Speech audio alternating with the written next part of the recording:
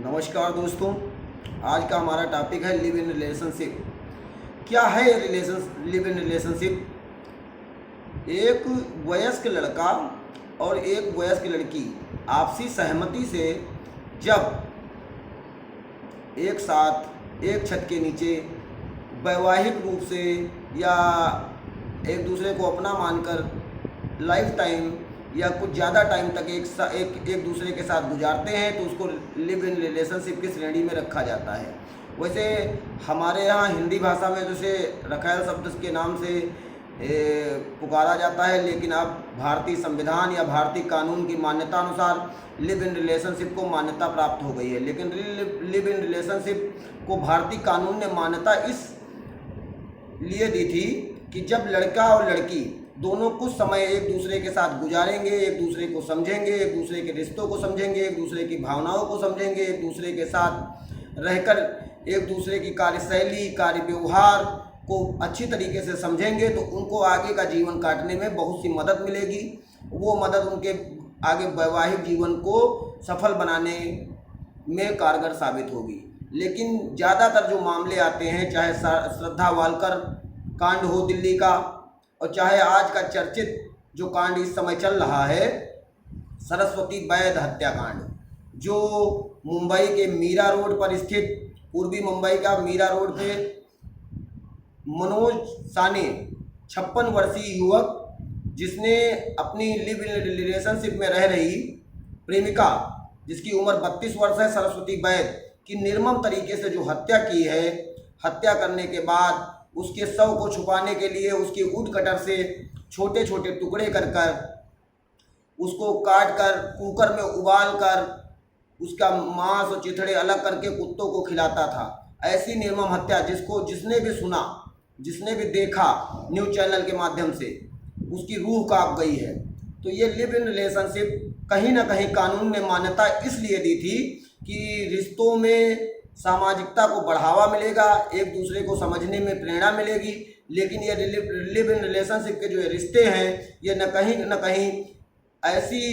सामाजिकता का पतन करते चले जा रहे हैं, ऐसी हत्याओं को बलि चढ़ती चली जा रही है ये रिलेशनशिप, जो आगे इस तरह के फैसले लेने में आदमी कहीं ना कहीं डर रहा है। ये लिव इन रिलेशनशिप जहाँ एक दूसरे को स्वतंत्रता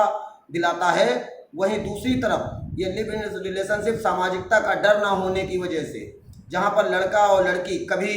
परिवार की सहमति के आधार पर एक साथ रहते हैं, कहीं कहीं पर परिवार की सहमति ना होने के बाद भी एक दूसरे के साथ रहते हैं। ऐसी स्थिति में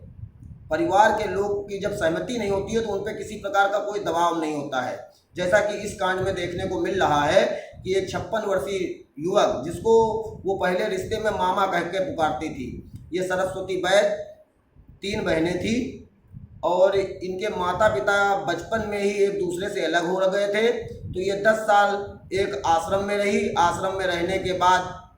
ये 3-4 साल अपनी बहन के यहाँ रही और बहन के यहाँ रहने के बाद ये मनोज साने के संपर्क में आई। पहले तो मनोज साने ने इससे दोस्ती की, फिर ये उनके साथ मुंबई के मीरा रोड पर स्थित एक फ्लैट में रहने लगी। धीरे धीरे वह उनकी मदद भी करता था पारिवारिक रूप से, लेकिन बाद में एक दूसरे के ऊपर शक होने लगा। जब शक धीरे धीरे बढ़ता चला गया तो एक दिन ऐसी घटना को अंजाम दे दिया, जबकि मनोज साने द्वारा यह कहा जा रहा है कि मैंने सरस्वती वैद की हत्या नहीं की है, उसने आत्महत्या की है। हत्या है या आत्महत्या है यह तो पुलिस का विषय है, पुलिस जांच करेगी, कानून जांच करेगी, जांच के बाद जो फैसला आएगा उस पर सज़ा निहित की जाएगी। लेकिन यहाँ पर सबसे बड़ी सोचने वाली बात यह है कि इसमें जब एक लड़का एक लड़की एक दूसरे के साथ रहते हैं, आगे की लाइफ सिक्योर करने की भावना से रहते हैं, पारिवारिक रूप से एक वैवाहिक जीवन जीने की आगे समाज में आगे बढ़ने के लिए लिव इन रिलेशनशिप का सहारा लेते हैं, तो इसलिए लेते हैं कि कहीं ना कहीं हम दोनों लोगों के रिश्तों में मधुरता आएगी, सुधार आएगा, हम दोनों लोग एक दूसरे को समझेंगे, एक दूसरे की भावनाओं को समझेंगे। लेकिन ज़्यादातर कांड में ऐसा होता नहीं है। उसमें आदमी का जब एक दूसरे से मन भर जाता है तो एक ऐसी दुर्दांत जघन्य अपराध कर बैठता है जो समाज के लोगों को एक प्रेरणा देके जाता है कि किसी प्रकार का कोई भी फैसला लेने के पहले एक अच्छे चयन की आवश्यकता है। जहां ये लिव इन रिलेशनशिप समाज में एक कानूनी रूप से मान्यता देती है, स्वतंत्रता की भावना की मान्यता देती है, अपने अधिकारों की भावना की मान्यता देती है, वहीं दूसरी तरफ एक कहीं ना कहीं ये आपको एक जघन्य अपराध की तरफ भी प्रेरित करती है, आपको एक ऐसे घटनाक्रम की तरफ भी ले जाती है जहां सामाजिक दबाव ना होने की वजह से आदमी को असुरक्षा की भावना महसूस होती है। तो मेरा ये वीडियो जो बनाने का मकसद ये है ना कि आप लोग जब इस तरह के लिव इन रिलेशनशिप में मेरे जो भाई या बहन अपना जीवन यापन कर रहे हैं या रह रहे हैं, एक दूसरे को समझ रहे हैं, एक दूसरे को समझने का प्रयास कर रहे हैं, ऐसी स्थिति में आप ये जरूर तय करें कि आप जिसका चयन किए हैं, जिस जीवन साथी का चयन किए हैं, जिस दोस्त का चयन किए हैं, जिस मित्र का चयन किए हैं, वो मित्र कैसा है। उसके साथ अगर लाइफ आपकी सिक्योर नहीं हो पाती है तो आप उससे हट के आप अपनी अलग जीवन जीने का प्रयास करें। ऐसे जघन्य अपराध होने से बचें, क्योंकि ऐसे जघन्य अपराध कहीं ना कहीं समाज में ऐसे लोगों को भी डर का अभाव पैदा करते हैं, डर का भाव पैदा करते हैं। तो मैं ये बताना चाहूँगा, वैसे तो हमारे हिंदू रीति रिवाज के अनुसार विवाह जो होता है एक धार्मिक संस्कार होता है, जबकि मुस्लिम धर्म के अनुसार एक विवाह एक सामाजिक समझौता होता है। समझौते में जब तक हम लोग एक दूसरे के साथ रहते हैं, एक दूसरे के साथ जीवन यापन करते हैं, तब तक के वो विवाह रहता है, और फिर हम जब तलाक दे देते हैं तो समझौता खत्म हो जाता है। वैसे हिंदू विवाह में विवाह के 8 प्रकार बताए गए हैं: ब्रह्म विवाह, आर्ष विवाह, गांधर्व विवाह, प्रजापत्य विवाह, असुर विवाह, पैशाच विवाह, राक्षस विवाह। तो ये जितने भी 8 रूप बताए गए हैं, उन 8 रूपों में से किसी रूप में भी विवाह करके हम आप इसको सामाजिक मान्यता का रूप दे सकते हैं, क्योंकि ये विवाह जो है ये हमें सामाजिक कानून प्रोवाइड करता है और सामाजिक अधिकार देता है। तो मैं ये कहना चाहूँगा, आप लोग बिल्कुल स्वतंत्र हैं, आप लोग लिव इन रिलेशनशिप में रहें, लिव इन रिलेशनशिप में जीवन व्यतीत करें, लेकिन हमेशा ऐसे जीवन साथी का चयन करें जो आपके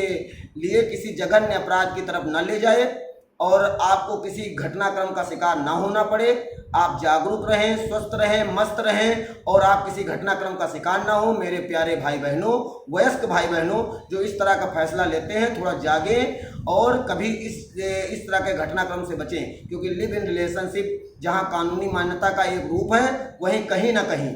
ये एक सामाजिक डर ना होने की वजह से जघन्य अपराध की तरफ भी अग्रसर करता है। तो अगर मेरा वीडियो आपको पसंद आया हो, अच्छा लगा हो, तो प्लीज़ मेरे चैनल को सब्सक्राइब करें, लाइक करें और कमेंट करें और हमें बताएं और प्रयास करें कि सामाजिक रूप से जीवन जीने का प्रयास करें। धन्यवाद। जय हिंद, जय भारत।